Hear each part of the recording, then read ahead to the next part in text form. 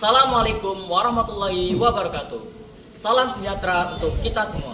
Shalom, Om Swastiastu, Namo Buddhaya, Salam Kebajikan. Saya Saka Ibadil Kiram dari SMA Negeri Empalahat akan mempresentasikan kehilangan atau diterima, FOMO, dan dinamika kelompok di kalangan remaja. Selamat menyaksikan. Latar belakang penelitian. Fenomena fear of missing out atau yang biasa disebut FOMO telah menjadi isu yang semakin diperhatikan di kalangan remaja, terutama di era digital saat ini. FOMO didefinisikan sebagai perasaan cemas atau tidak nyaman yang muncul ketika seseorang merasa ketinggalan dari pengalaman sosial yang dialami oleh orang lain. Penelitian oleh Spilsky et al. 2019 menunjukkan bahwa FOMO berkorelasi dengan peningkatan tingkat kecemasan dan depresi di kalangan remaja. Hal ini menjadi perhatian serius mengingat dampak kesehatan mental yang dapat ditimbulkan oleh tekanan sosial dan ekspektasi yang tinggi di lingkungan digital. Tujuan utama dari penelitian ini adalah untuk mengeksplorasi dan menganalisis dampak FOMO terhadap dinamika kelompok di kalangan remaja. Selain itu, penelitian ini juga bertujuan untuk mengidentifikasi faktor-faktor demografis yang mempengaruhi pengalaman FOMO dan kesehatan mental remaja. Metodologi yang dilakukan dalam penelitian ini adalah pendekatan kuantitatif dengan desain survei. Alasan pemilihan metode ini adalah untuk mendapatkan data yang representatif dan dapat diukur secara statistik mengenai pengalaman FOMO dan dampaknya terhadap dinamika kelompok.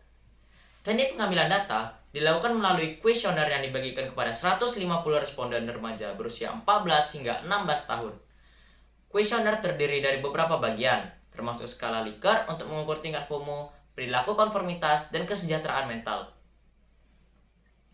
Analisis data yang dilakukan menggunakan perangkat lunak statistik SPS. Uji korelasi Pearson digunakan untuk mengukur hubungan antara variabel FOMO, perilaku konformitas, dan kesehatan mental. Selain itu, analisis regresi digunakan untuk menentukan faktor-faktor demografis terhadap hubungan yang ada. Penelitian ini mendapatkan hasil berupa: yang pertama, FOMO tinggi dapat berkorelasi dengan konformitas lebih tinggi. FOMO tinggi juga dapat berkorelasi dengan kesejahteraan mental lebih rendah, contohnya lebih cemas dan depresi. Faktor demografis, yaitu jenis kelamin dan sosial ekonomi, dapat berperan dalam memperkuat atau melemahkan hubungan FOMO dengan kesehatan mental. Kesimpulan dari penelitian ini yaitu: yang pertama, FOMO meningkatkan perilaku konformitas di kalangan remaja. Yang kedua, FOMO berdampak negatif pada kesehatan mental, meningkatkan kecemasan dan depresi.